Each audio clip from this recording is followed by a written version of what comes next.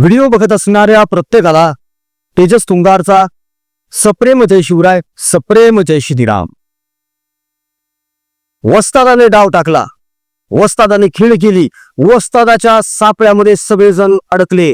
जाणता राजाने फासे टाकले, आधार वडाने खेळी करून टाकली. आणि आता बघा शरदचंद्र पवार साहेबांनी विरोधकांची कशी कोंडी करून टाकलेली आहे. आणि पुन्हा एकदा वस्ताद मैदानात, 84 वर्षाचा योद्धा मैदानात. असं म्हणू असल्या बातम्या छापून पवारांनी पोचलेल्या पाळलेल्या भांड चहा बिस्किट पत्रकारांनी त्यांच्या भोवती एक वलय निर्माण करण्याचा प्रयत्न केला पवारांच्या भोवती. आणि असं भासवण्याचा प्रयत्न केला की पवार हेच सर्व आहेत महाराष्ट्राचे. पवारांपेक्षा कोणीही चतुर नाही, शरद पवार यांच्यापेक्षा कोणीही चाणाक्ष नाही, कोणीही इतका मोठा राजनीतिज्ञ नाही. मात्र ज्यांना कोणाला थोडंफार जरी राजकारण कळतं त्या सगळ्यांना या गोष्टीची जाणीव आहे की शरदचंद्र पवार साहेब यांची विश्वासार्हता ही किती तकलादू आहे. शरद पवार आज ज्याच्या सोबत आहेत उद्या त्याच्या सोबत असतीलच असं अजिबातच नाही. म्हणजे बघा ना तुम्ही, विदेशी मुळाचा मुद्दा यांनी उपस्थित केला. आणि अँटोनियो मॅओनाला, अँटोनियो मॅओनाला ऍक्च्युली मायनो येते, म्हणजे मॅओनो म्हणण्यात जरा जास्त चांगलं वाटतं त्याचं, कारण हिंदी बोलते समय हमें ऐसा लगता, हे असं जर अपभ्रंश करत असतील आपल्या भाषेचा, मग आपण अँटोनियो मॅओनाला म्हटलं तर काय फरक पडतो, असं हरकत नाही. तर त्या सोनिया गांधींना विदेशी स्त्री म्हणून तिथून काँग्रेस म्हणून बाहेर पडलेत. मग इथं येऊन महाराष्ट्रामध्ये राष्ट्रवादी काँग्रेसची स्थापना केली. इलेक्शन झाले आणि परत घुसले काँग्रेसमध्ये. परत घुसलेच ना काँग्रेसमध्येच. इंदिराजींपासून पण वेगळे झाले होते, राजीवजींपासून पण वेगळे झाले होते. परत घुसत राहिले, परत घुसत राहिले. त्याचं कारण आहे, सत्तेशिवाय हे जगूच शकत नाही. ही पूर्ण पवार फॅमिली किंवा पवार यांच्या सोबत असलेले जे काही आमदार आहेत, जे कोणी खासदार आहेत, अक्षरशः पंचायत समिती, जिल्हा परिषदेचे सदस्य असोत किंवा ग्रामपंचायतीचे असोत, हे सत्तेशिवाय राहूच शकत नाहीत. तडफड होती यांची. त्याचं कारण आहे, इन्कम सोर्स बंद होतो ना, हो, पैसा कमी पडतो ना. आता अनेक जणांना हा प्रश्न पडलेला असतो की इतकं कमवलंय, इतका पैसा आहे यांच्याकडे, मग इतकी अजून हाव कशासाठी? तर हा मानवी स्वभावच आहे, जितकं द्याल तितकं कमीच आहे साहेब. तर एक गोष्ट कधी कधी लक्षात येते की बघा, मनुष्य प्राण्याचा स्वभाव किती विचित्र आहे, याची वागण्याची पद्धत किती घाणेरडी बघा.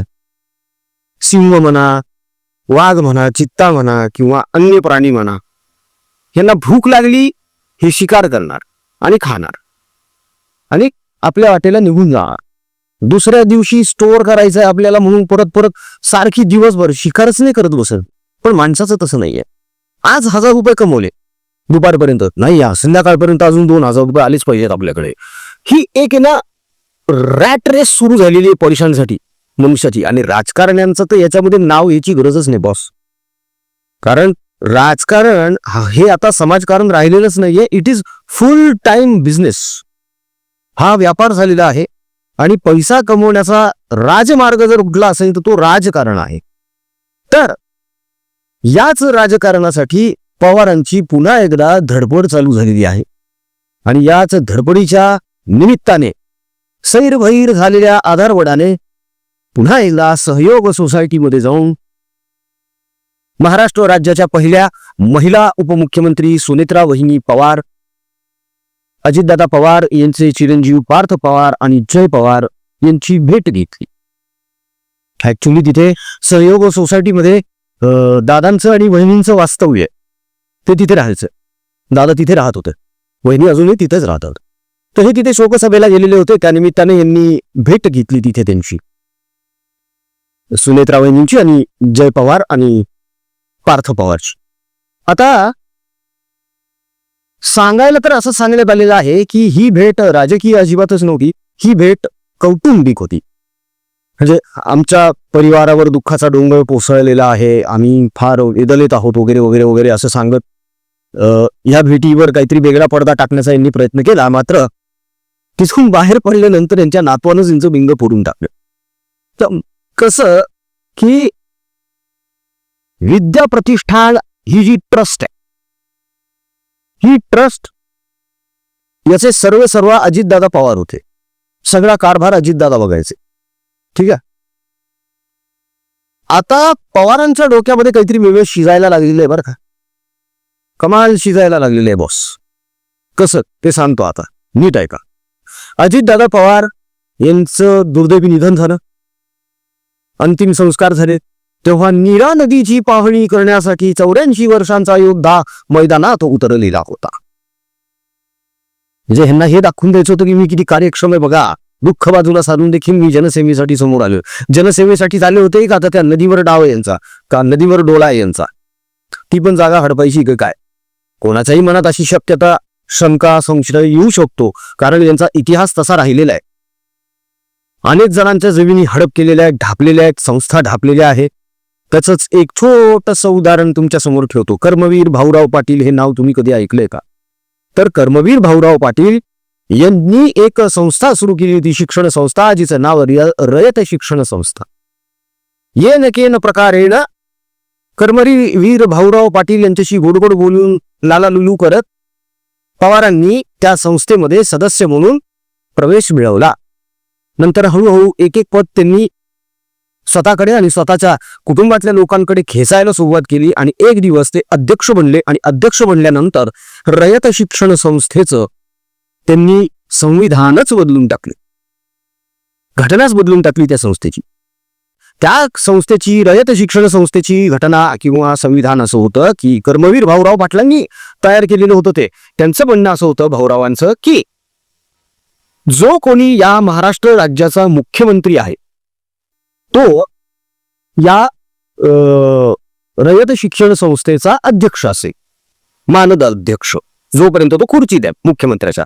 आता हे झाले मुख्यमंत्री, यांच्याकडे आलं अध्यक्षपद, यांनी संविधानच बदललं की या शिक्षण संस्थेचा आजीव अध्यक्ष शरदचंद्र पवार असतील.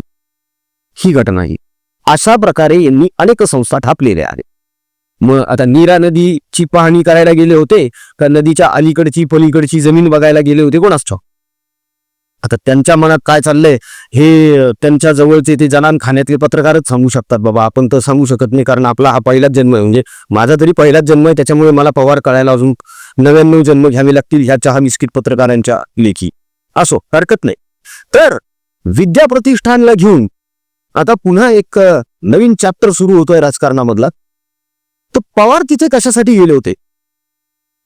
राजकीय चर्चेसाठी गेले होते, विलिनीकरणासाठी गेलेले होते, की विद्या प्रतिष्ठानसाठी गेलेले होते, हे बघणं खूप गरजेचं आहे. तर 100% विद्या प्रतिष्ठान ही जी संस्था आहे, ज्याचे सर्व अजितदादा पवार होते, त्यासाठीच शरदचंद्र पवार तिकडे गेले होते. कारण अंतिम संस्कार झाल्यानंतर शरद पवार बारामती सोडत असताना विद्या प्रतिष्ठानच्या प्रांगणामध्ये गेले होते. त्यांनी तिथे पूर्ण पाहणी केली त्या परिसराची आणि मग तिथून निघाले. लोकांच्या हे नजरेत आलं, लोकांनी प्रश्न विचारायला सुरुवात केली. मग काहीतरी थातूमातूर उत्तर द्यायची म्हणून मग एक उत्तर देण्यात आलं की नाही पवारांना आठवण आली दादांची, म्हणून ते प्रतिष्ठानाच्या आवारामध्ये थांबले आणि विचार करत होते की आता दादांच्या स्मारकाचं काय करायचं. आणि तिथून हा विषय सुरू झाला. मित्रांनो, हा विषय खूप महत्वाचा आहे आणि हा समजून घेण्यासारखा आहे. पण आत्ताच तुम्ही ज्या क्लिप्स बघितलेल्या आहेत, जे फोटोज बघितलेले आहेत, हे आपलं सेवा कार्य समाजासाठी, रुग्णांसाठी, त्यांच्या नातेवाईकांसाठी, होरपळलेल्या शेतकऱ्यांसाठी आणि विद्यार्थ्यांसाठी अहोरात्र चालू आहे. या सत्कर्मामध्ये आपण सहभागी व्हावं ही नम्र विनंती. दिल्या गेलेल्या जीपे फोनपे क्रमांकावर तुमच्या इच्छेनुसार, मर्जीनुसार तुम्हाला जे योगदान द्यावं वाटतंय ते निश्चितच द्या मित्रांनो, कारण ते आसुसलेले डोळे खूप अपेक्षेनं आपल्या सगळ्यांकडे बघत आहेत आधारासाठी आणि नव्या उमेदीसाठी, नवीन एक आयुष्य सुरू करण्यासाठी. तेव्हा दिल्या गेलेल्या जीपे फोनपे क्रमांकावर अवश्य सहकार्य निधी पाठवा मित्रांनो. ट्रान्झॅक्शन झाल्यावर त्याचा स्क्रीनशॉट आमच्या व्हॉट्सअपवर नक्की पाठवा, म्हणजे त्याची एक पावती बनवून ती आम्हाला तुमच्यापर्यंत पोहोचती करता येईल. तर शरद पवार विद्या प्रतिष्ठानच्या प्रांगणात गेले होते. आता विद्या प्रतिष्ठानचा जो आवार आहे तो काही असा स्क्वेअर फुटात नाहीये, तो एकरांमधला आहे. पहिली गोष्ट लक्षात घ्या, ती एक ट्रस्ट आहे. ठीक आहे. दुसरी गोष्ट, हे जेव्हा तिकडे गेले सहयोग सोसायटीमध्ये, तेव्हा चर्चा चालू झाल्या. पवार साहेब जेव्हा सहयोग सोसायटीमध्ये वहिनींशी बोलण्यासाठी आत गेले तर लगेच बाहेर कुजबूज चालू झाली. विलिनीकरण होतंय की काय, मग वहिनी काय निर्णय घेणार, मग पार्थ पवारचं काय म्हणणं आहे, मग जय पवारचं काय म्हणणं आहे, वगैरे वगैरे वगैरे वगैरे वगैरे. तास 2 तास चर्चा झाली. या तास 2 तास चर्चा झाल्यानंतर जेव्हा पवार बाहेर आले तेव्हा काय बोलले की मी जय आणि पार्थ यांच्याशी विद्या प्रतिष्ठानबद्दल चर्चा केली. काय चर्चा केली तर अजित प्रतिष्ठानचं काम असं सांभाळायचं, अजित प्रतिष्ठानसाठी इतकी मेहनत घ्यायचा, हे करायचा ते करायचा, अमको तमको. मी 2 तास त्यांना समजवत होतो आणि त्यांना सांगितलं की आता अजितचं हे कार्य तुम्हाला कुणी लिहायचंय पोरांनो, असं मी त्यांना समजवलं. आणि नंतर मग मुद्दा निघाला, विषय निघाला तो दादांच्या स्मारकाचा. अनेकांची इच्छा अशी आहे की जिथे दादांच्या पार्थिवावर अंत्यसंस्कार झाले त्या विद्या प्रतिष्ठानच्या आवारातच दादांचं छान असं भव्य स्मारक बनावं, जेणेकरून बारामतीकरांसाठी तो एक अत्यंत जिव्हाळ्याचा मुद्दा आहे. कायमस्वरूपी दादा बारामतीमध्येच असणार आहे त्या निमित्ताने, अशी त्यांची भावना आहे. पण या पार्श्वभूमीवर काहीतरी वेगळंच घडत आहे मित्रांनो, खरंच काहीतरी वेगळं घडतंय. पवारांच्या मनात खरंच आहे का विद्या प्रतिष्ठान येथे त्या प्रांगणामध्ये अजित दादांचं स्मारक बनावं, या बाजूने शरद पवार आहेत का, यावर एक शंका उपस्थित होते, संशय व्यक्त केला जाऊ शकतो. त्याचं कारण आहे, आता आम्ही तुम्हाला जी एक क्लिप दाखवणार आहोत पवारांच्या नातवाची, ती काळजीपूर्वक बघा, एक एक शब्द कानात साठवून ठेवा, म्हणजे या सगळ्या गोष्टींचा खुलासा होईल. आणि सहयोग सोसायटीमध्ये वहिनींना, पार्थ पवारला आणि जय पवारला भेटण्यासाठी शरद पवार साहेब का गेले होते याचा लगेच उलगडा होईल. तेव्हा ही क्लिप पहिले बघून घ्या. आणि आज दादा नसताना पवार साहेबांचं मार्गदर्शन हे जसं पूर्वी आम्हाला मिळत होतं तसं आत्तासुद्धा त्या ठिकाणी ते मिळतंय. आणि पार्थ असेल, जय असेल, काकी असतील, आम्ही सर्वजण असो, हे पवार साहेबांच्या मार्गदर्शनाखाली व्यक्तिगत परिवारातले कुठले विषय असतील, नाहीतर या ट्रस्टचा विषय असेल, तर हे सर्व विषय व्यक्तिगत परिवाराचे आहेत आणि सामाजिक आहेत. याच्यात कुठेही त्या ठिकाणी राजकारण नाही. आणि त्यामुळे पवार साहेबांचं मार्गदर्शन आज आम्हाला जसं लागतंय तसं आम्ही त्या पद्धतीने या ठिकाणी काम करत असताना बघतोय. पार्थ, जय, काकींचं आणि सर्वच लोकांचं, आमच्या सगळ्यात सर्वांचंच मत आहे की एक चांगलं स्मारक हे अजितदादांच्या नावाचं त्या ठिकाणी असावं. आणि त्या दृष्टिकोनातून योग्य जागा कुठली, जिथं लोकांना येता येईल, भेटता येईल, बघता येईल, दर्शन घेता येईल. आणि काकांचं काम, अजित काकांचं काम हे 35-40 वर्षाचं राजकारणातलं होतं. त्यामुळे म्युझियमसुद्धा चांगल्या पद्धतीचं व्हावं असं लोकांची इच्छा आहे, परिवाराची इच्छा आहे. मग ते बारामती शहरामध्ये असावं का दुसरीकडे कुठं असावं, या बाबतीतल्या सगळ्या चर्चा त्या ठिकाणी झालेल्या आहेत. पुढच्या काही दिवसात योग्य असा निर्णय परिवाराकडनं आणि या ज्या संस्था आहेत, ज्या सामाजिक क्षेत्रामध्ये काम करतात, या संस्थेचे जे सर्व प्रमुख आणि ट्रस्ट आहेत त्यांच्याकडनं पुढच्या काही दिवसांमध्ये घोषणा होईल असं वाटतं. पाहिलं, रोहित पवार यांचं म्हणणं असं आहे की अनेकांची इच्छा आहे, दादांवर प्रेम करणाऱ्यांची इच्छा आहे की दादांचं स्मारक इकडे बनावं, कुठे, विद्या प्रतिष्ठानमध्ये. आणि त्यासाठी आम्ही विचार करत आहोत, जागेची पाहणी करत आहोत, वगैरे वगैरे वगैरे वगैरे वगैरे. मग अंत्यसंस्काराच्या वेळी तिथून परत जाताना शरद पवार विद्या प्रतिष्ठानच्या प्रांगणात काय करत होते, पत्रकारांना यांनी काय सांगितलं होतं तेव्हा की दादांचं स्मारक बांधायचंय, त्याच्यासाठी जागेची पाहणी करायला पवार साहेब आलेले होते. मग जागेची पाहणी करून गेल्यानंतर ह्यांचं अजून ठरत नाहीये. हे कशाची आठवण देऊन जात आहे माहिती का हे सगळं प्रकरण किंवा ही घटना आठवण देऊन जाते स्वर्गीय बाळासाहेब ठाकरे यांच्या स्मारकाची. ज्याप्रमाणे उद्धव ठाकरे यांनी गुळगुळ केली, अनेकांची इच्छा होती की शिवाजी पार्कवर बाळासाहेबांचं स्मारक बनावं. बनलं नाही. कुठं बनलंय? तिकडे महापौर बंगला. कारण तो गिळंकृत करायचा आहे ना उद्धव ठाकरेंना, आदित्य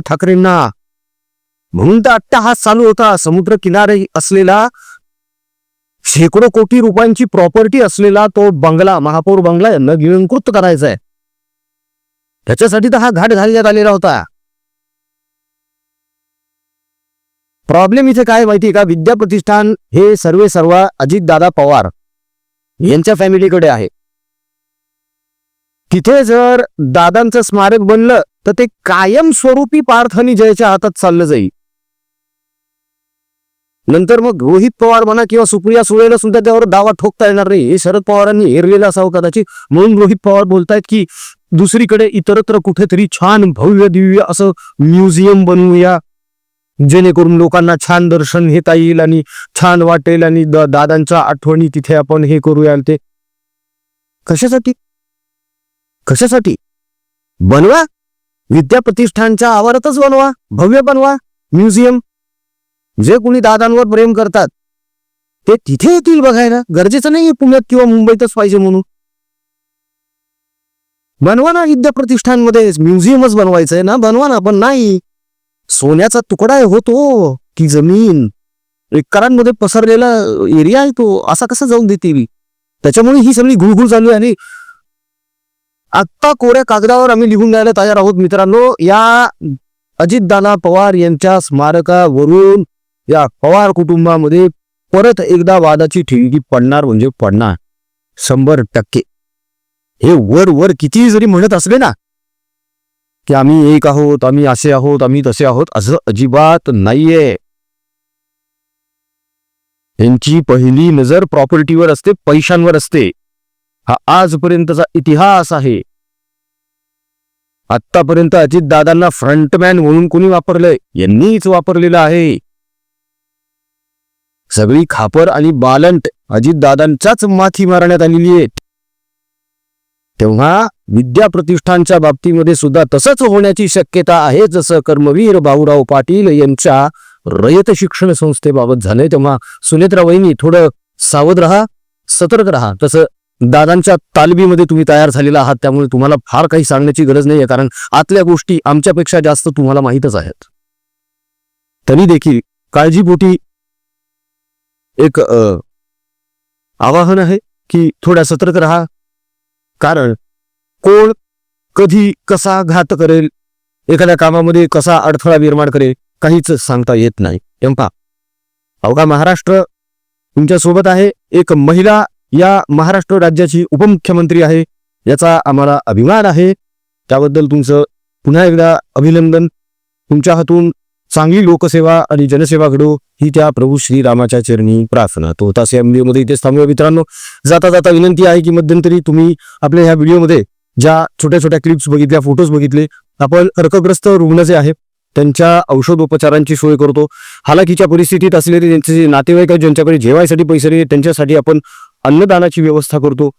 त्यानंतर होरपळलेले जे शेतकरी आहेत, जे 5-5 हजाराच्या कर्जापोटी आत्महत्येचा विचार करत बसलेले आहेत, ज्यांच्या लेकरांना खायला नाहीये, जगाचा पोशिंदा आणि त्याचे लेकरं उपाशी बघवत नाही, म्हणून आपण त्यांच्यासाठी किराणा सामानाचं किट बनवू वाटप करतो. विद्यार्थ्यांसाठी सुद्धा आपण खूप सोयी सुविधा पुरवण्याचा प्रयत्न करत आहोत. 19 विद्यार्थी आपण दत्तक घेतलेले आहेत. यंत्रणा खूप मोठी राबवत आहोत, त्यासाठी तुमच्या सहकार्याची गरज आहे. म्हणूनच या सत्कर्मामध्ये प्लीज सहभाग घ्या. दिला गेलेल्या जीपे फोनपे क्रमांकावर तुमच्या इच्छेनुसार, मर्जीनुसार तुम्हाला जे योगदान द्यावं वाटतं ते निश्चित द्या मित्रांनो, कारण एक रुपया त्या सगळ्या गरजूंसाठी जगण्याची उमेद ठरणार आहे, एक खूप मोठा त्यांना आधार असणार आहे. तेव्हा कृपा करून सहकार्य निधी पाठवण्यामध्ये हात अकडता घेऊ नका. ट्रान्झॅक्शन केल्यानंतर त्याचा स्क्रीनशॉट काढा आणि व्हॉट्सअपवर टाका, म्हणजे त्याची पावती बनवून ती आम्हाला तुमच्यापर्यंत पोहोचवते. चला, आज इथेच थांबतो. कमेंट्स करायला सुरुवात करा. व्हिडिओ आवडला असेल तर लाईक करा. आपल्या मित्रपरिवारामध्ये, नातलगांमध्ये शेअर देखील करा. चॅनलला सबस्क्राईब केलं नसेल तर महाप्रपंच या यूट्यूब चॅनलला लगेच सबस्क्राईब करून ठेवा, म्हणजे राजकीय घडामोडींवरचे आमचे नवे व्हिडिओज तुमच्यापर्यंत लवकरात लवकर पोहोचत जातील. जय हिंद, जय महाराष्ट्र, वंदे मातरम, जय शिवराय, जय शंभूराजे, जय भवानी, जय जगदंब, भारत माता की जय, जय श्रीराम.